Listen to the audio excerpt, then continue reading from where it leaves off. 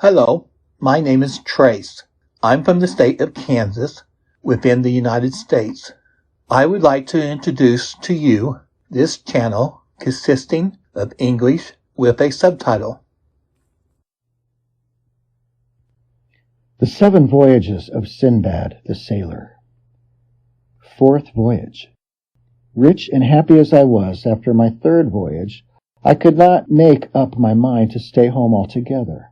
My love of trading and the pleasure I took in anything that was new and strange made me set my affairs in order and begin my journey through some of the Persian provinces, having first sent off stores of goods to await my coming in the different places I intended to visit.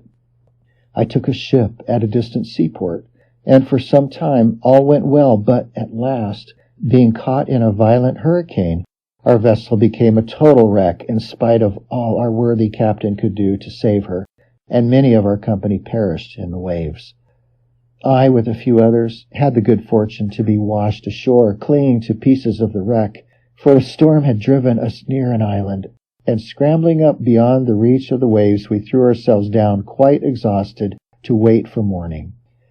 At daylight we wandered inland, and soon saw some huts, to which we directed our steps. As we drew near, their black inhabitants swarmed out in great numbers and surrounded us, and we were led to their houses, and as it were divided among our captors. I, with 5 others, was taken into a hut, where we were made to sit upon the ground, and certain herbs were given to us, which the blacks made signs to us to eat. Observing that they themselves did not touch them, I was careful only to pretend to taste my portion, but my companions, being very hungry, rashly ate up all that was set before them, and very soon I had the horror of seeing them become perfectly mad. Though they chattered incessantly, I could not understand a word they said, nor did they heed when I spoke to them.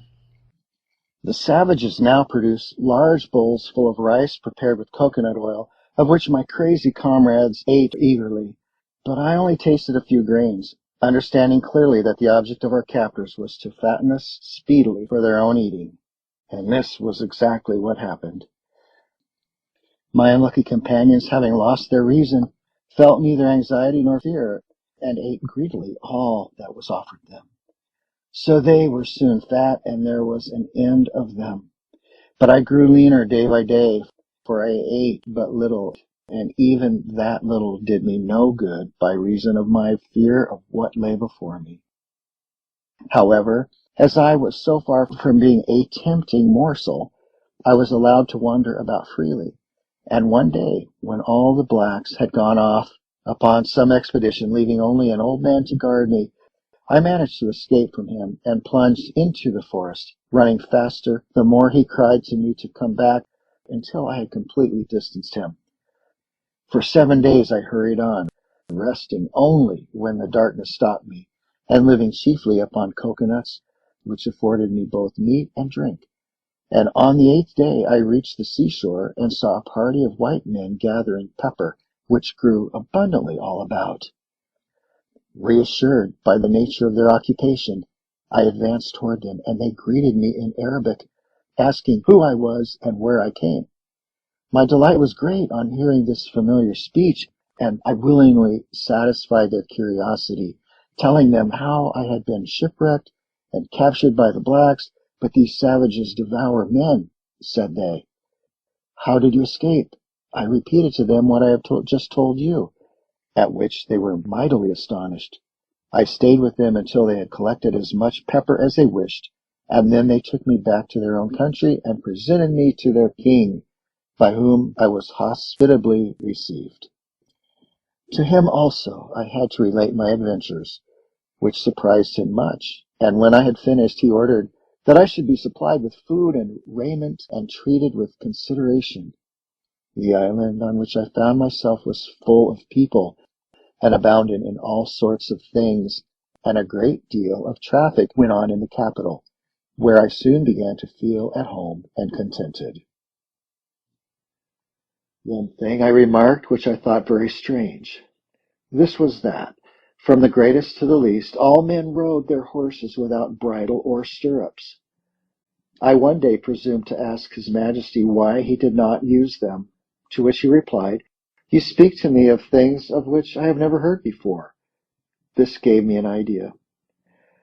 I found a clever workman and made him cut out, under my direction, the foundation of a saddle, which I weighted and covered with choice leather, adorning it with rich gold embroidery.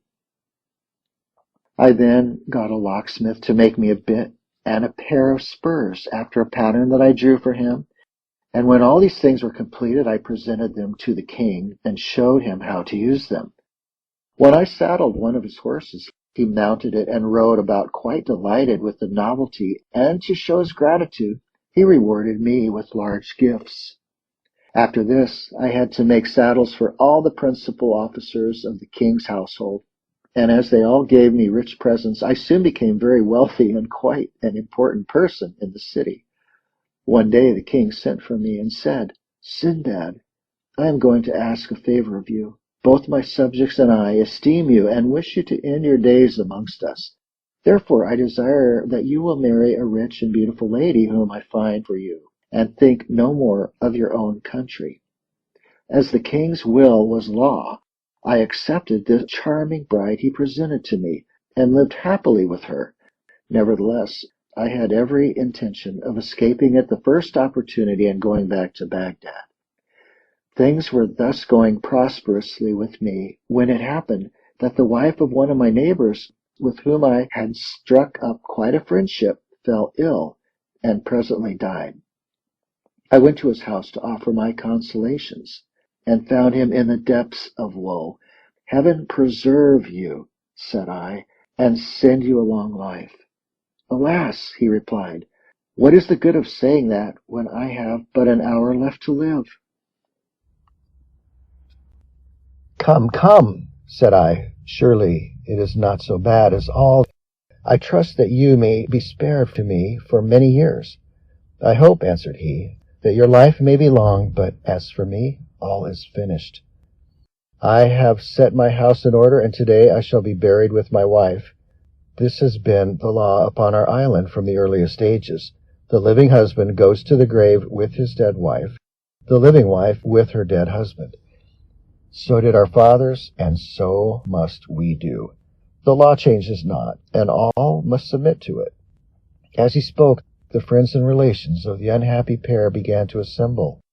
The body, decked in rich robes and sparkling with jewels, was laid upon an open bier, and the procession started. Taking its way to a high mountain at some distance from the city, the wretched husband, clothed from head to foot in a black mantle, following mournfully. When the place of interment was reached, the corpse was lowered just as it was into a deep pit.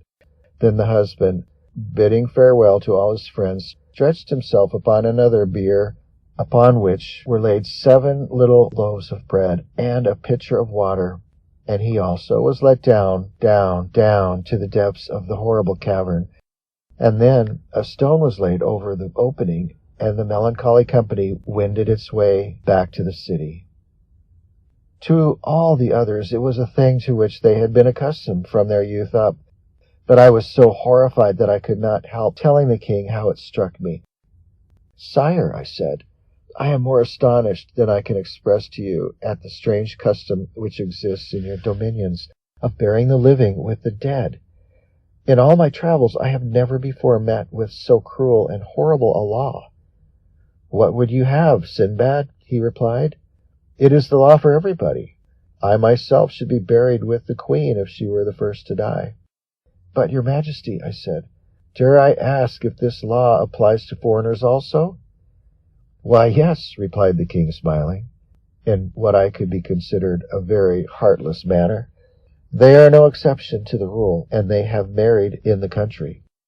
When I heard this, I went home, much cast down, and from that time forward my mind was never easy. If only my wife's little finger aches, I fancied she was going to die, and sure enough, before very long she felt really ill, and in a few days breathed her last. My dismay was great, for it seemed to me that to be buried alive was even a worse fate than to be devoured by cannibals, Nevertheless, there was no escape. The body of my wife, arrayed in her richest robes, and decked with all her jewels, was laid upon the bier. I followed it, and after me came a great procession, headed by the king and all his nobles, and in this order we reached the fatal mountain, which was one of the lofty chain bordering the sea. Here I made one more frantic effort to excite the pity of the king and those who stood by, hoping to save myself even at this last moment, but it was of no avail. No one spoke to me. They even appeared to hasten over their dreadful task, and I speedily found myself descending into the gloomy pit, with my 7 loaves and pitcher of water beside me. Almost before I reached the bottom, the stone was rolled into its place above my head, and I was left to my fate. A feeble ray of light shone into the cavern through some chink, and when I had the courage to look about me, I could see that I was in a vast vault, bestrewn with bones and bodies of the dead. All in vain did I shriek aloud with rage and despair, reproaching myself for the love of gain and adventure which had brought me to such a pass. But at length, growing calmer, I took up my bread and water, and wrapping my face in my mantle, I groped my way toward the end of the cavern, where the air was fresher. Here I lived in darkness and misery until my provisions were exhausted, when one day I fancied that I heard something near me, which breathed loudly. Turning to the place from which the sound came, I dimly saw a shadowy form, which fled at my movement, squeezing itself through a cranny in the wall. I pursued it as fast as I could, and found myself in a narrow crack among the rocks, along which I was just able to force my way. I followed it for what seemed to me many miles, and at last saw before me a glimmer of light that grew clearer every moment, until I emerged upon the seashore with a joy which I cannot describe. When I was sure that I was not dreaming, I realized that it was doubtless some little animal which had found its way into the cavern from the sea, and when disturbed had fled, showing me a means of escape which I could never have discovered for myself. I hastily surveyed my surroundings, and saw that I was safe from all pursuit from the town.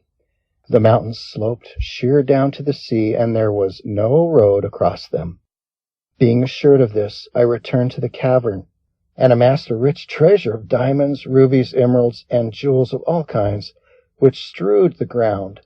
These I made up into bales, stored them into a safe place upon the beach, and then waited hopefully for the passing of a ship.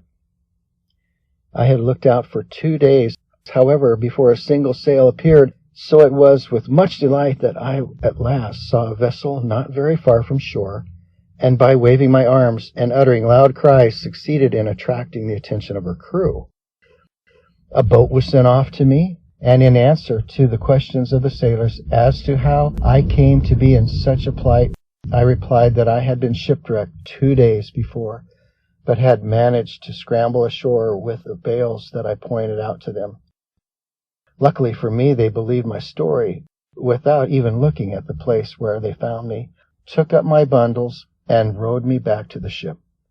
Once on board, I soon saw that the captain was too much occupied with the difficulties of navigation to pay much heed to me, though he generously made me welcome, and would not even accept the jewels with which I offered to pay my passage.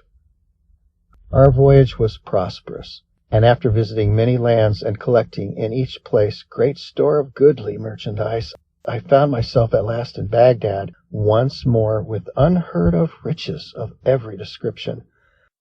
Again I gave large sums of money to the poor, and enriched all the mosques in the city, after which I gave myself up to my friends and relations, with whom I passed my time in feasting and merriment. Here Sindbad paused, and all his hearers declared that the adventures of his 4th voyage had pleased them better than anything they had heard before. They then took their leave, followed by Sindbad, who had once more received 100 sequins, and with the rest had been bidden to return next day for the story of the 5th voyage. When the time came, all were in their places, And when they had eaten and drank of all that was set before them, Sindbad began his tale.